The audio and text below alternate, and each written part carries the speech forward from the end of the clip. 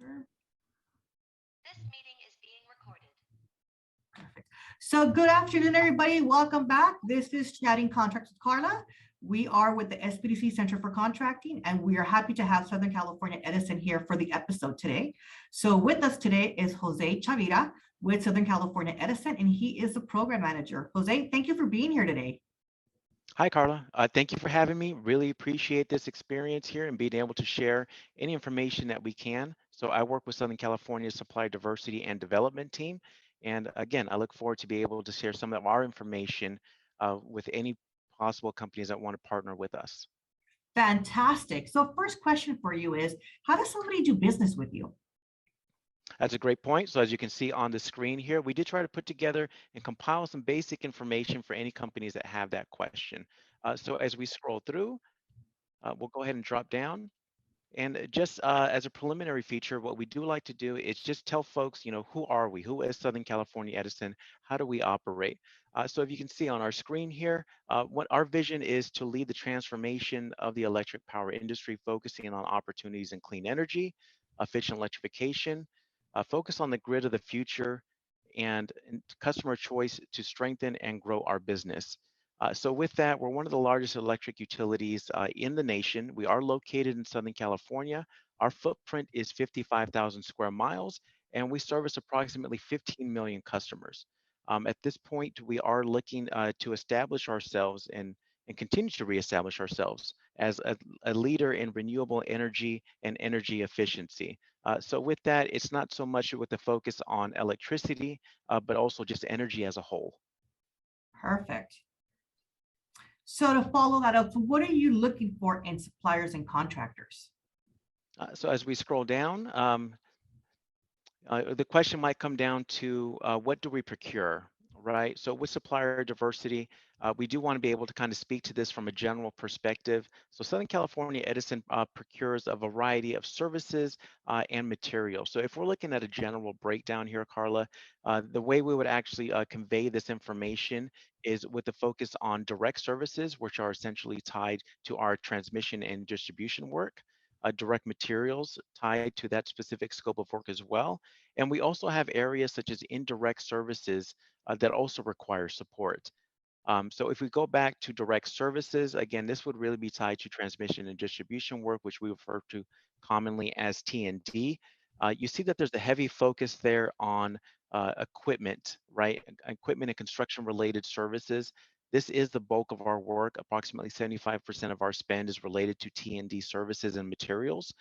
Some of the items that we do want to highlight here for T&D services will be vegetation management, line construction, civil construction, as well as services related to our substations. And we also have supporting functions such as aircraft operations within our transportation services, as well as our own internal heavy hauling sector within freight logistics and material transport really related to the trucking industry.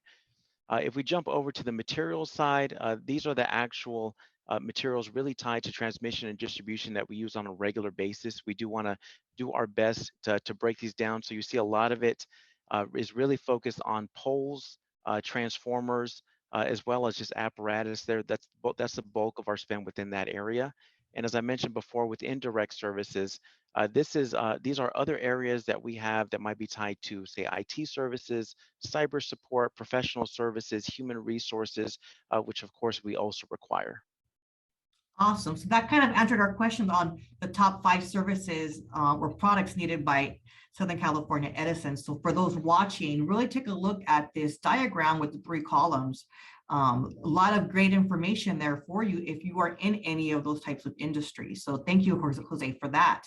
Now, let me ask you, what are some of the common mistakes you guys see with suppliers or contractors when they're bidding work with Edison? So as we scroll down, we do want to focus on next steps because this really speaks to some of the mistakes that we see. If someone asks me what the mistakes are, I think the mistakes are basically not hitting the mark with the 2 basic requirements, right? There are a lot of possible opportunities, different scopes of work with supporting Southern California Edison. If we just drill down to the basics, there are 2 essentially asks that we do require in order to work with us and create that partnership. The first one as listed here is to register your company within the Ariba platform. I can't emphasize enough how important this is. And the reason for that is that all of our bids, which we refer to as RFPs, requests for proposals, they're all housed within this Ariba platform. So in order for a company to even be participated uh, to work in this bid, to actually view the Ariba platform, submit a request, it all starts with just registering. And if you can see here on the screen, we do have a helpful link as well as a link for frequently asked questions regarding the registration. So it's a 15-minute process. There's no fee to register your company. But we want to make sure that, again, in order for us to have that visibility, companies do have to be registered. We can have that communication, be fully aware of you and say, hey, you're great, you're technically qualified. But once we actually launch those RFPs within the system, again, just to be open and transparent and document all of our processes, a company does have to be within the Ariba system in order to be invited. And I would say the second mistake there um, is not confirming certification. There are a variety of certifying agencies. Southern California actually only accepts 3 of those when it comes to verifying status as a diverse business enterprise. So we see those listed on the screen. The first one, the most common, will be through the CPUC, the California Public Utilities Commission. The second one will be the Small Business Administration, and the third one will be the Department of General Services. So we do have links to those sites in order to register. Just one note there, with the Department of General Services, a DGS, that is specifically for disabled veteran business enterprises. With the CPUC, we do expect most suppliers to register there. You can have dual certification, but again, even if you're certified with another agency, you do want to make sure that you certify with one of these 3. And maybe even just the third item here, we do have listed is provide your capability statement. Tell us who you are, what you're about, how you can support us. That way we can start to have those conversations there, Karla. Perfect. So just so that everybody is aware, in these certifications, they're all at no cost to you. So there isn't a need to pay anybody to go through these processes. And here at the SBDC, we walk you through every single one of those at no cost to you. We're here to help you hold your hand to complete these. In addition to that, under the California Public Utilities Commission, the clearinghouse, they will certify you minority, women, and LGBT. So you have 3 options. You can get 1, 2, or all 3, depending if you qualify for any of the 3. And as Jose mentioned, the state of California under DGS will do a disabled veteran business enterprise. And that one is valid for 2 years. So they're easy to get. I promise you, there's nothing to be scared of completing. We are here to assist you and get those. They're moving fairly quickly on the processing. The 8A is a more complicated application. But that's a discussion you can have with an SBDC rep to walk you through that. And to Jose's point on registering, you want to make sure you register in Ariba. You want to be in their system because that's how you're going to be on notice. That's how they know who you are. And the capability statement is key. That is your one-piece management resume, your marketing point. That's going to be the takeaway they get from you. So you want to make sure that capability statement has all the correct components. Your contact information, your SIC codes for the utilities. Obviously, you want to list your NAICS codes, your past performance, your core competencies. So you want to make sure you have a clean, concise capability statement. And once again, we're here at the SBDC can assist you with that. So thank you, Jose, for really pointing that out. I appreciate that.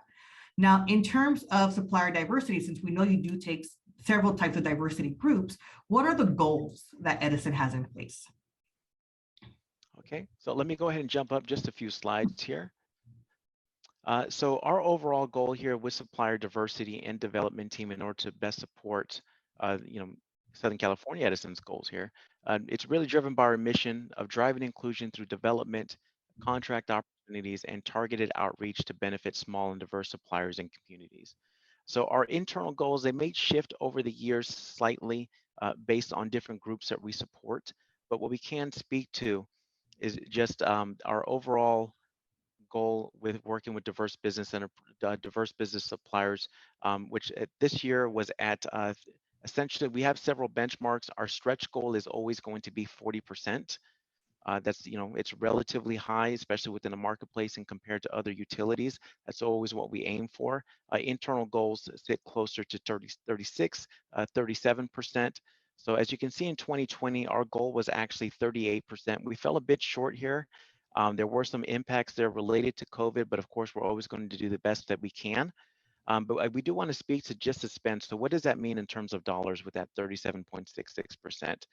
So our overall spend with the company was closer to about six and a half billion, with 2.4 billion going towards diverse business suppliers.